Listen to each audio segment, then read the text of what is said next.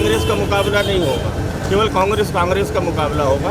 भाजपा तो अपनी सीटें जीत करके आएगी, लेकिन कांग्रेस को निपटाएगी। जिस तरह शिवराज सिंह घोषणाएं कर रहे हैं, भारतीय जनता पार्टी के केंद्रीय नेतृत्व ने पूरी तरह मध्य प्रदेश के चुनाव की बात को अपने हाथ में ले लिया है। बस कुछ कमी है डॉक्टर्स के रूप में हमें देखने को मिल रही है। हमारे यहाँ के माननीय विधायक भी जो है वो अपना जन सुनवाई की गतिविधियाँ भी लगातार कर रहे हैं। शिकायत सुनना और शिकायत का समाधान करना दोनों अलग अलग बातें हैं। सर्वप्रथम सुरक्षा का, जो आमतौर पर कांग्रेस शासन में गुंडागर्दी बनी रही है हमारे क्षेत्र में, वो सन 1990 के बाद से नियंत्रण में है।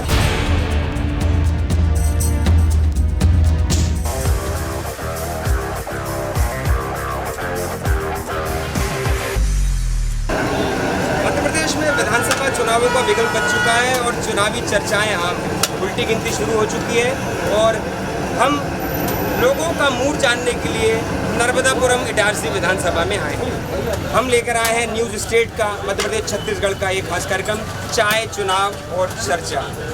जाहिर सी बात है, चुनाव है तो चर्चाएं आम हैं। गली गली नुक्कड़ों पर स्थित चाय की दुकानों पर सबसे ज़्यादा लोग चुनावी चर्चाएं करते हैं और हम भी एक चाय की दुकान पे आए हैं इसी चर्चा को करने। हमारे साथ इसी क्षेत्र के कुछ मतदाता हैं जिनसे हम चर्चा करेंगे और जानेंगे कि उनका मूड इस बार किसकी सरकार बनाने का है। हमारे साथ सामाजिक कार्यकर्ता हैं, राजनीतिक विश्लेषक हैं प्रमोद पगारे जी, इनसे हम चर्चा करेंगे। लंबे समय से ये इस क्षेत्र को जानते हैं, इस क्षेत्र में इन्होंने लंबे समय से पत्रकारिता करी है, 4 दशक का इनका पूरा कैरियर रहा है, तो इस क्षेत्र की सबसे ज़्यादा जानकारी इनको है। इनसे हम जानेंगे इस बार के विधानसभा चुनावों में क्या मुद्दे सबसे ज़्यादा हावी हैं। मुद्दा कोई हावी नहीं है। पंडित भवानी प्रसाद मिश्र की एक कविता है, 4 कौवे। वो 4 कौवे हमेशा मौजूद रहेंगे, अस्तित्वहीन रहेंगे और सरकार केवल और केवल भारतीय जनता पार्टी की बनेगी, ऐसा दिखाई दे रहा है। पिछली बार भी बनते रह गई थी, परंतु वस्तुस्थिति ये है कि स्पष्ट रूप से अगर बात की जाए तो पहले दौर में कांग्रेस ऐसा लग रहा था कि बाजी मार हो जाएगी, परंतु जिस तरह शिवराज सिंह घोषणाएं कर रहे हैं, भारतीय जनता पार्टी के केंद्रीय नेतृत्व ने पूरी तरह मध्य प्रदेश के चुनाव की बात को अपने हाथ में ले लिया और कुछ टिकटों का बदलाव शायद वो कर सकते हैं। ऐसी संभावना लग रही है कि फिर से एक बार भाजपा जाएगी। चलिए, ये तो आपने भारतीय जनता पार्टी की मतलब खूबियाँ बताई, पर एक मेन बात ये है कि जनसंघ से जुड़े हुए इतने लंबे समय फिर जब जनसंघ, फिर जनता पार्टी, फिर भारतीय जनता पार्टी से जुड़े एक पूर्व विधायक, क्या कारण रहा कि उन्हें कांग्रेस ज्वाइन करना पड़े? आप बात कर रहे हैं पंडित गिरिजा शर्मा की, 2 बार यहाँ से विधायक रह चुके हैं, भारतीय जनता पार्टी के संस्थापक सदस्य हैं। पिछली बार उन्हें जब पार्टी से हटाया गया था तो दोबारा इन्हें सहज तेजी और पार्टी के वरिष्ठ नेताओं को वापस पार्टी में लाए थे, लेकिन क्या कारण रहे कि उनकी उपेक्षा हुई, ऐसा उनका मानना था और दुखी होकर के उन्होंने भाजपा छोड़ी है। अंतिम समय तक मुझे जितनी जानकारी है कि भाजपा संगठन के किसी भी बड़े व्यक्ति ने उनसे बात की और अंतिम निर्णय उन्होंने ये लिया कि वो भाजपा को छोड़ के कांग्रेस ज्वाइन कर लें। ये उनका निजी मामला है, परंतु उनके साथ सैकड़ों की संख्या में कार्यकर्ता गए पहुँचे, उन्होंने आज सदस्यता ज्वाइन की है। उसका कितना असर भाजपा को पड़ेगा ये वक्त बताएगा, परंतु नर्मदापुरम विधानसभा क्षेत्र में यदि उनके भाई डॉक्टर शर्मा उनको टिकट मिलती है, वोटों को खड़े नहीं होंगे ऐसा उन्होंने बोलने के दिया है। और अगर डॉक्टर शर्मा तो हो सकता है कांग्रेस उनको यहाँ से प्रत्याशी बनाए, तब स्थिति क्या होगी ये आकलन अभी नहीं किया जा सकता, परंतु ये तय है कि एक बड़ा स्तंभ कांग्रेस में चला गया तो भाजपा के लिए एक माइनस पॉइंट, परंतु भारतीय जनता पार्टी की स्थिति पूरे प्रदेश में आज की तारीख में आप खराब नहीं कर सकते। चलिए, ये थे वरिष्ठ पत्रकार प्रमोद पगारे जी। हम जनता का मूड भी जानेंगे, यहाँ के मतदाताओं का मूड जानेंगे जो कि चाय की चुस्कियाँ ले रहे हैं और इसी चाय की चुस्कियों में हम चुनावी तड़का लगाने के लिए यहाँ आ गए हैं। हमारे साथ यहाँ पे एक मतदाता हैं, आपके क्षेत्र की मुख्य ज़रूरतें क्या हैं? क्योंकि ऐसा माना जाता है, ऐसा गली गली नुक्कड़ों में ऐसी चर्चाएं हैं कि विकास तो हुआ है पर कहीं ना कहीं कोई ना कोई कमी है। इंसान की और समाज की मुख्य ज़रूरतें रोटी कपड़ा मकान तो वैसे ही वर्षों से चली आ रही है। उसमें शिक्षा भी जुड़ती है, रोजगार भी जुड़ता है और बिजली की व्यवस्था है, स्वास्थ्य की व्यवस्था है, वो भी जुड़ती है। लेकिन मुझे ऐसा लगता है कि वर्तमान विधायक, पूर्व में रहे विधायक, जिन्होंने लगातार समग्र तौर पे हर क्षेत्र में कार्य किया है और उन्होंने भरपूर प्रयास किया है कि हर क्षेत्र में विकास जो है समग्र तौर पे हो। इसके चलते हुए हो सकता है कि सामाजिक तौर पर देखने पर लगे कि किस लोगों को कुछ कमी हो, लेकिन मुझे नहीं लगता कि कहीं कोई ऐसी कमी उन्हें कसर छोड़ी है जनता के विकास के लिए, शहर के विकास के लिए। इसलिए मतदाता का मूल्य विधायक जी ने कोई भी कमी नहीं छोड़ी है, पर हम जनता से और भी बात करेंगे, जानेंगे क्षेत्र में क्या कमी है, किन मुद्दों पर ये सरकार चुनाव लड़ेगी। एक और मतदाता हमारे बीच में मौजूद है। एक बात बताइए, अब यहाँ के मतदाता हैं, लंबे समय से वोट भी डाल रहे हैं, क्या ज़रूरतें हैं जनता की जो पूरी नहीं? ज़रूरतें एक प्रक्रिया है जो जितने भी विकास होता है जनता की अपेक्षा है। साथ ही इंडस्ट्रियल एरिया में एक कीरतपुर में इंडस्ट्रियल एरिया डला, नई नई फैक्ट्रियाँ वहाँ डल रही है, रोजगार के नए साधन उपलब्ध कराए जा रहे हैं। उसके बाद भी अगर कोई कमियाँ हैं तो उसे दूर करने का प्रधान जी प्रयास करते हैं और इटारसी में बड़ा एक हॉस्पिटल बना है। बस कुछ कमी है डॉक्टर्स के रूप में हमें देखने को मिल रही है, जल्द हमें लगता है वो भी पूरी हो जाएगी।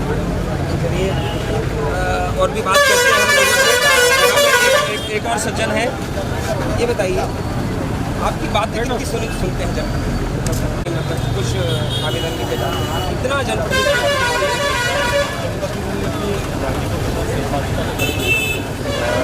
कई मंच ऐसे निर्मित हुए हैं जिसमें जनप्रतिनिधि डायरेक्ट जनता से जुड़ने का प्रयास करते हैं। हमारे यहाँ के माननीय विधायक भी जो है वो अपना जन सुनवाई की गतिविधियाँ भी लगातार करते हैं। तो नगर पालिका में भी कभी ऐसा नहीं रहा है कि कोई जनता जाए और जनप्रतिनिधि न सुने, लेकिन अभी भी कई मामलों में जो है वो जनता के साथ जनप्रतिनिधियों का जुड़ाव बहुत आवश्यक है। अभी भी जो कनेक्टिविटी होती है जनता के साथ जनप्रतिनिधियों की, वो बहुत फौरी तौर पर होती है और इस फौरी तौर पर जब जनता देखती है कि चुने हुए जनप्रतिनिधि उनको तवज्जो नहीं दे रहे हैं, उनकी शिकायत तो सुनी जाती है, शिकायत दर्ज भी की जाती है, लेकिन L1 अधिकारी तक आते आते तो उसको बंद करने का ज़्यादा प्रयास जो है वो विभागों की तरफ से होता है और यही जनता की परेशानी है। शिकायत सुनना और शिकायत का समाधान करना दोनों अलग अलग बातें हैं। तो हमें चाहिए कि शिकायत सुनी ना जाए, शिकायत का समाधान भी किया जाए। क्या आप आसानी से अपने विधायक से मिल पाते हैं?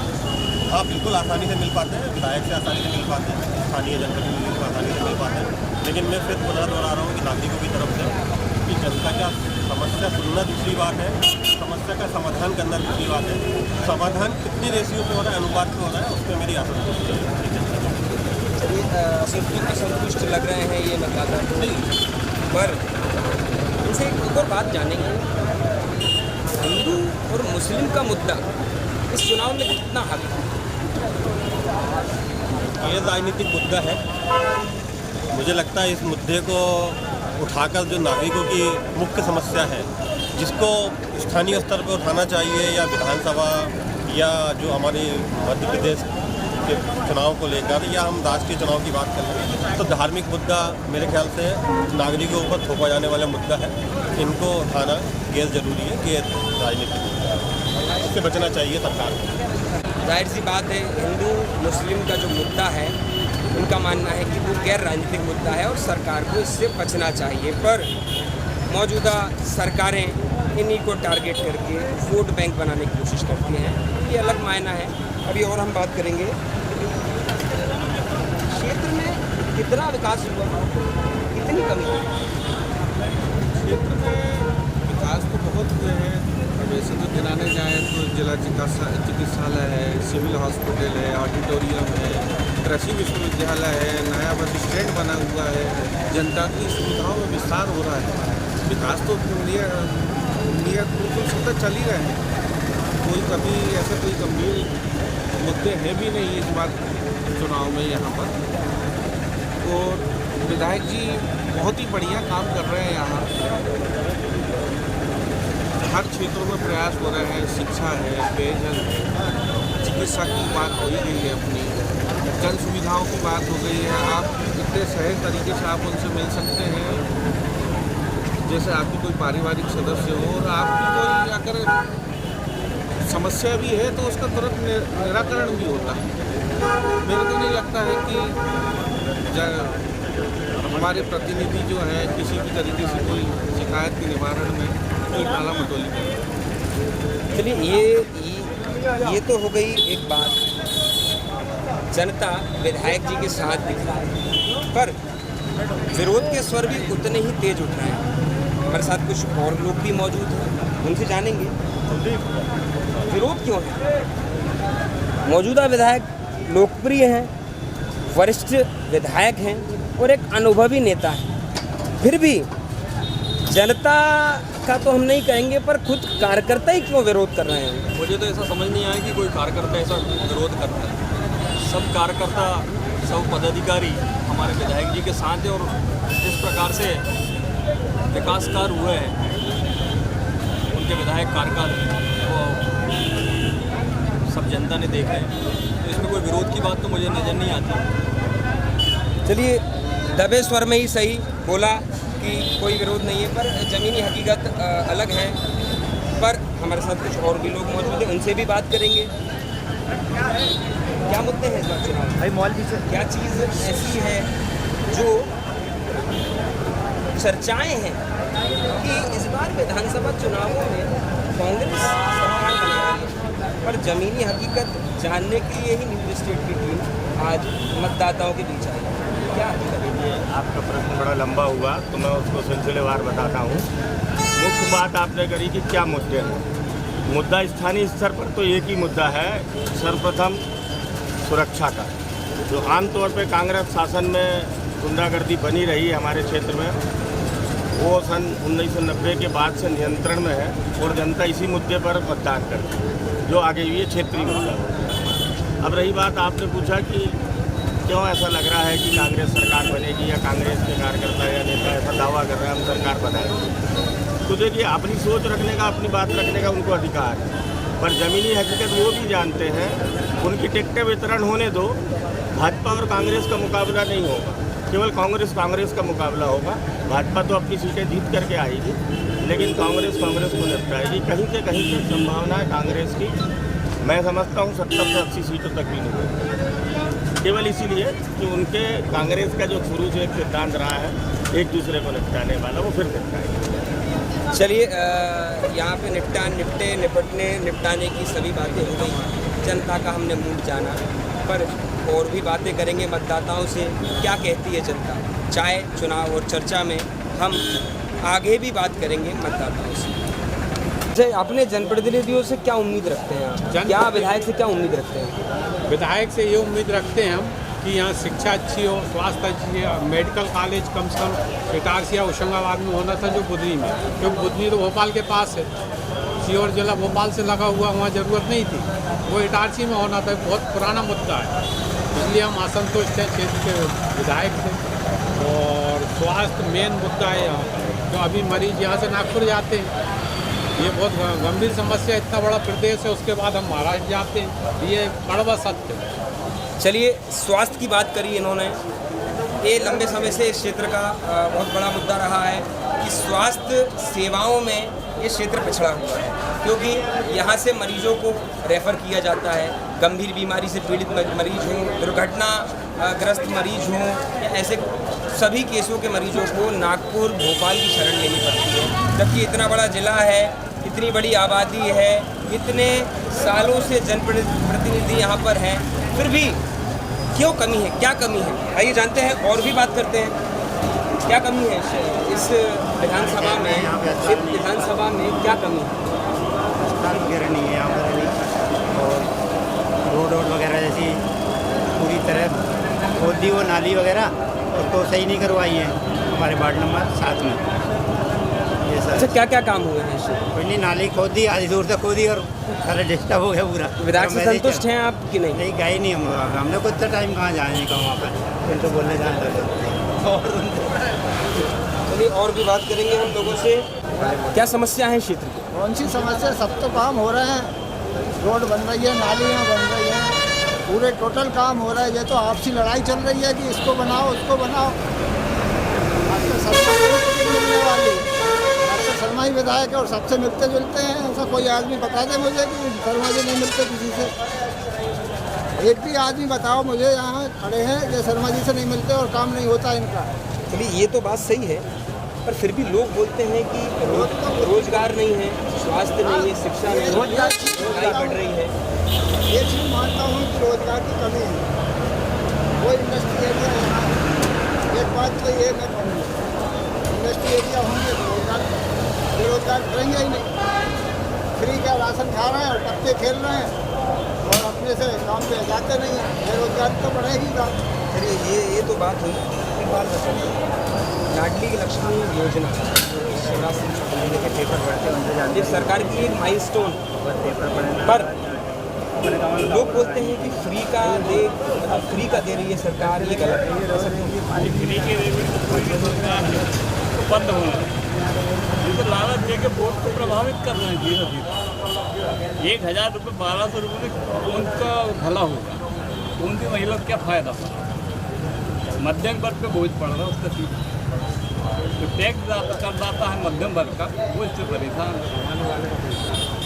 सामान्य वर्ग का पैसा उसे कोई लाभ नहीं होता। चलिए ये बात हुई।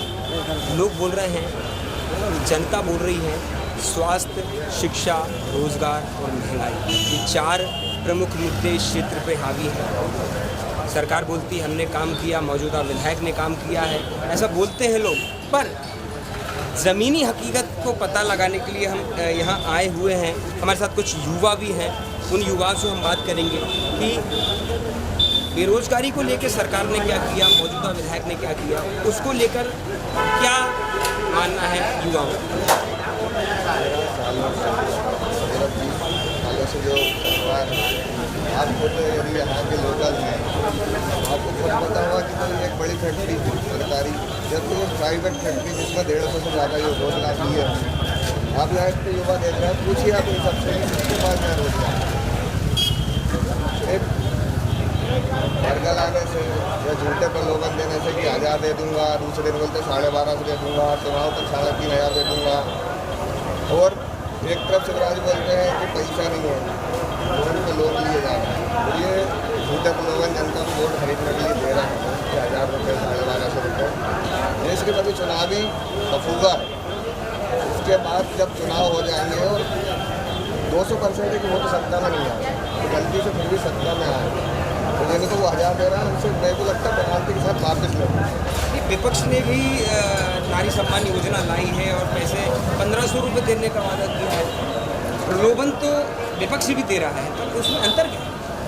वो प्रलोभन नहीं है। हम यहाँ हमारी 5 राज्यों में सरकार है, नारी सम्मान के लिए काम कर रही है। कर्नाटक देख लीजिए, राजस्थान देख लीजिए, सब जगह हिमाचल प्रदेश में ओल्ड पेंशन स्कीम और किसान सम्मान, वो जो बोल रही है कांग्रेस, जो बोलती है वो करती है। और बीजेपी और इतनी चिंता थी तो फिर इतने सालों से कहा था जो आप बोल रहे हैं कि पूरी सरकार कर रही है काम, तो फिर इतने सालों से इतने सालों से उन्हें याद क्यों नहीं आई? युवा बोल रहे हैं रोजगार की कमी है, महंगाई बढ़ रही है, और हम चाय पे चर्चा कर रहे हैं। चाय चुनाव पर चर्चा का यही विराम देते हैं। नर्मदापुरम विधानसभा में जनता का मूड आपने जाना, देखा, समझा, जनता की समस्याओं को सुना, सरकार के प्रति उनके रुझानों को जाना।